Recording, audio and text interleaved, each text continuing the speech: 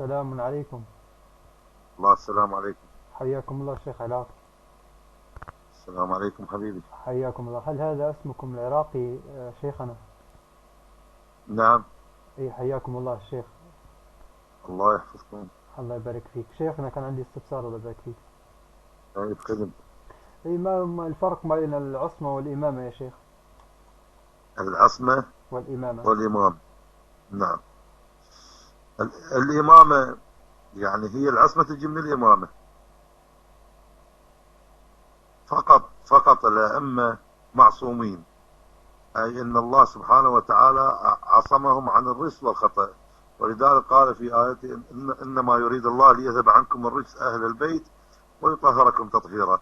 إذن عصمهم أولا عصمهم عن الناس، يعني ما دون الخالق وفوق المخلوق مم. يعتبرون دون الخالق وفوق المخلوق. طيب يعني كل معصوم إمام صحيح؟ ماكو غير 12 معصوم، غيرهم ما عندنا. لا كل معصوم إمام يعني. ما هو ماكو غير 12 أئمة، لا غيرهم أنا معصوم فهمت، ماكو. أنا فهمت عليك يا شيخ، لكن سؤالي هل كل عصمة يعني أن يكون إماما، المعصوم يكون إماما يعني؟ أكيد. طيب إذا فاطمة إمامة؟ نعم. يعني الآن الأئمة كيف 13. أم الأثناء أم المعصومين، إيه يعني، كيف لا تكون إيه معصومة؟ يعني لا هو يعني أنت قلت أنها معصومة والإمام يجب أن يكون معصوم، والعصمة تعني الإمامة. يعني فاطمة إمامة الآن، يعني أنتم الآن مش 12 13 أنتم؟ لا 14 مو 12. إيه 14 مو 13. إيه مع النبي يعني كم؟ مع رسول الله صلى الله عليه إيه وسلم. 14 إمام المعصوم الآن يعني. نعم. إيه 14. ولكن هنالك عصمة كبرى وهنالك عصمة صغرى. إيه طيب أنتم ليش الرسول إيه. صلى الله عليه وآله وسلم معصوم بالعصمة الكبرى لأنه نبي. ها. الرسول معصوم بالعصمة الكبرى لأن هي مقامات. ها. بعد الله سبحانه وتعالى رسول، ولكن من ذرية هذا الرسول 12، كما كان لعيسى 12 حواريا، كما كان لموسى 12 نقيبا، وهنالك لمحمد 12 إماما. يعني النبي عنده العصمة الكبرى لأنه نبي صحيح؟ أكيدا، لأن هذا مرسل، إيه لأنه لا أنت إذا مني بمنزلة هارون من إيه موسى، لأنه لا نبي من بعدي. كلام طيب. ماكو طيب نبي من بعدي. يعني نعم. إبراهيم معصوم بالعصمة الكبرى. الرسول وإبراهيم الرسول معصوم بالعصمة الكبرى. وإبراهيم نبي ومعصوم وإمام. لا، الرسول فقط معصوم بالعصمة الكبرى لأنه نبي، و... مع الأنبياء معصومون وإبراهيم بالعصمة ماذا؟ الكبرى. وإبراهيم ماذا؟ نعم. إبراهيم ماذا؟ إبراهيم معصوم، أكيد معصوم. عصمة كبرى. أكيد. إذا هو أفضل من الأئمة. ها، هذا النقاش، هذا الحكي يراد لنقاش طويل. ما في ما طويل ولا قصير يا شيخ، هو الكلام واضح يعني. لا. هذا النقاش لو نجي هسه أنا وياك، م. لو نجي أنا وياك نقيس م. إبراهيم معصوم بالعصمة الكبرى، م. مو إبراهيم معصوم بالعصمة الكبرى. أنت قلت أن النبي معصوم بالعصمة الكبرى لأنه نبي. نعم أكيد، ولا كان الله ما اختاره من دون البشر، إيه كان خلاص. اختار أي واحد لا على التعيين من البشر. إذا العصمة الكبرى بالنبوة. نعم. إذا خلاص كل الأنبياء أفضل من الأئمة، هذا مخالف لعقيدة الشيعة. طبعا هذا النبي وهذا إمام، طبعا إيه النبي مرسل من الله إيه سبحانه جميل. وتعالى. إذا هذه أكيد يعني. هذا مخالف لعقيدة الشيعة الذين يقولون أن الأئمة أفضل من الأنبياء. لا غلطان أنت، ماكو حكي، ما عندنا عند الشيعة هذا الحكي. مال الإمام أفضل من النبي، لا، أفضل بمقامات. أعترف أنا وياك أفضل بمقامات، ولكن أفضل بالعصمة لا، مو أفضل بالعصمة. يعني جميل يعني بمقامات تمناها إبراهيم أن يكون له ولد كالحسين حتى يذبح. بمقامات. لا ما لي علاقة بالمقامات يا شيخ، أنا لي علاقة بماذا؟ بالأفضلية. عندك علاقة بالعصمة؟ لا، بالأفضلية. لا، النبي نبي والإمام إمام. لا هذا فرق عن هذا، ما عندنا هيك عندنا. اي جميل. هذا كلام الإمامية. هذا كلام طيب، مع أن عقيدة الشيعة تخالف كلامك يا شيخ، لأن عقيدة الشيعة لا، أنت فاهم الموضوع غلط. يعني أنت مو بمجرد تكلمت ويا واحد أو اثنين. لا مش هيك. لا مش تكلمت مع واحد اثنين. يعني أنت يبدو أنك يا شيخ مطلع أنت على عقيدة الشيعة. نعم. هي عقيدة الشيعة نعم. مبنية على هذا.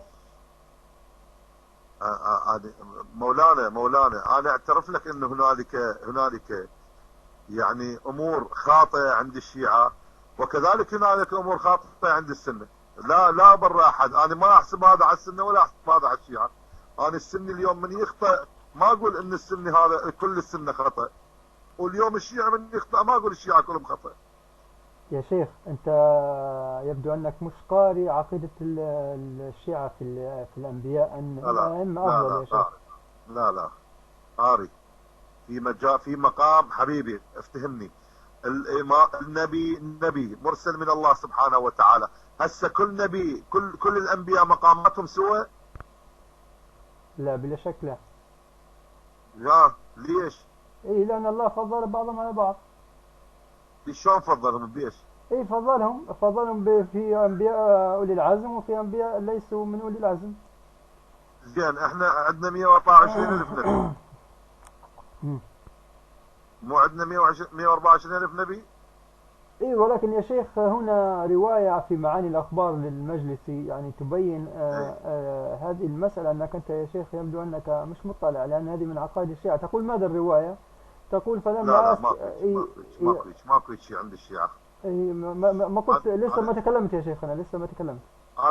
أنا دا أكلمك شيعي مو سني. إيه فاهم يعني عليك. أنا لسه ما ذكرت. ما عندي فرق بين لسه ما ذكرت يا شيخ، لسه ما ذكرت الرواية. أنا لسه ما ذكرت الرواية. نعم. إيه يقول رواه المفضل بن عمر قال قلت لأبي عبد الله إن الله تبارك وتعالى خلق الأرواح قبل الأجساد ب2000 عام، فجعل أعلاها وأشرفها أرواح محمد وعلي والحسن والحسين والأئمة، فعرض على السماوات والأرض والجبال فغشي.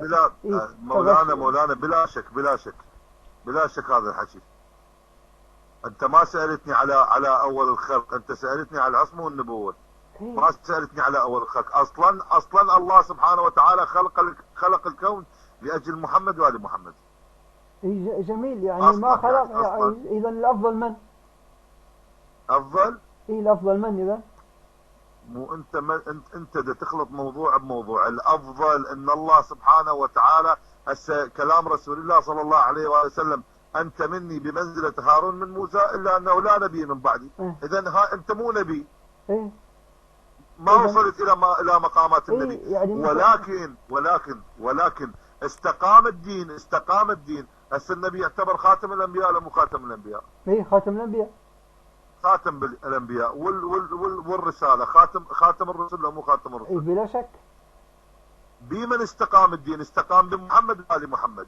إيه يعني أنا اليوم من أجي أعرض رسالة عيسى على رسالة محمد، من اللي قوم رسالة محمد؟ عيسى وأهل البيت. لو علي وفاطمة والحسن والحسين. لا ولكن الدين ما استقام في وقت الأئمة، لأن الحسن سلمها لمعاوية. ومن قال لك من قال هذا الحكي سلمها لمعاوية؟ انت يعني شنو دليلك يعني؟ انت ما قاري تاريخ يا شيخ؟ ها؟ ما قاري تاريخ؟ انت قاري تاريخك بس ما قاري تاريخي. لا انا قاري تاريخ الجميع يعني الشيعة والسنة كلهم. لا ومن الذي قال سلمها لمعاوية؟ يعني اريد اقول لك، هل ان الامام الحسن سلم الامامة لمعاوية بارادته؟ ايه بماذا يعني؟ لا حبيبي لا اقرا التاريخ. ايوه الحسن ماذا؟ لا تقرا تاريخك. لا شوف لان اذا تريد تحاججني بتاريخك، اذا تريد تحاججني مولاي اسمح لي. الحسن ماذا يقول؟ الحسن ماذا يقول؟ كان تسمح لي احكي. الحسن يقول ان جماجم العرب كانت في يدي.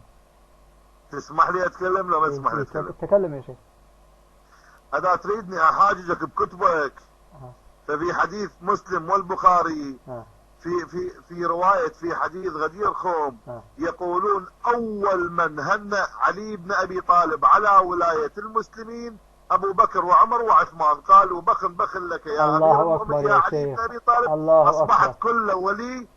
الله أكبر يا شيخ. تعرف يا شيخ في ملاحظة بسيطة وجميلة لك يا شيخ عراقي. إيه؟ نعم. ان حديث بخن انت قلت انه في البخاري ومسلم يا شيخ. هذا من التسرع عندك يا شيخ وعند الشيعة، ان هذا مستحيل انك تجده في الصحاح اساسا. يعني انت عندك مجازفة. انا ارسل لك اياه، اجيب لك اياه وارسل لك الصفحة والعنوان. لا انا ابشرك ببشارة جميلة. أنك حديث بخن هذا لو بحثنا عليه في كتب الشيعة ما نجده صحيحا على شروط الشيعة الاثنى عشرية في هذا تصحيح كتاب الحديث. السنة مو كتاب الشيعة. لا نتنازل معك كثيرا جدا، وأقول لك ماذا، أنت لو بحثت في كتبكم يا شيخ اترك كتب السنة، ابحث في كتب الشيعة. لا انت شلون تريد حاجزني بكتب واحد؟ لا مش عملية محاججة، أنا لا أحجك، أنا أبين لك مسألة واحدة فقط، أنت سوي شيء واحد. أنت الآن بما أنه هو الحديث أنت قلت أنه في صحاحنا، فبلا شك هو عندكم صحيح، إذا أنت من هذا الباب ابحث في كتبكم ولن تجد له صحة أبدا في كتبكم على شروط الاثنى عشرية، لن تجده. فكيف يكون ماشي فكيف يكون إذا يعني إذا دزيت لك الصفحة والعنوان والكتاب والرقم ما راح تنقره في صحيح البخاري ومسلم؟ هسه بمسلم بالبخاري ما راح تنقره؟ ما أنت قلت في البخاري ومسلم.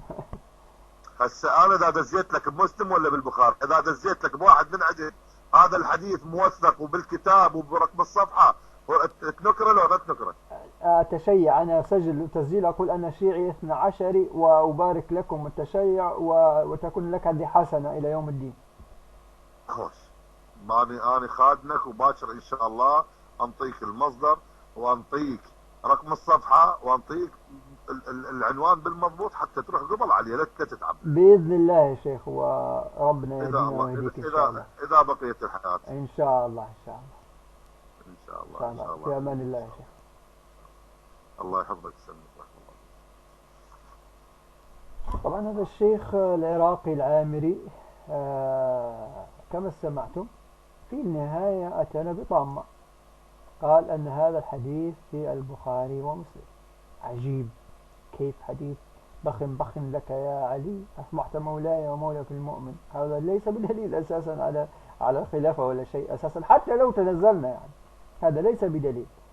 هذا الشيخ الشيعي يقول ماذا؟ يقول أنه دليل أنه في البخاري ومسلم، ولا حول ولا قوة إلا بالله.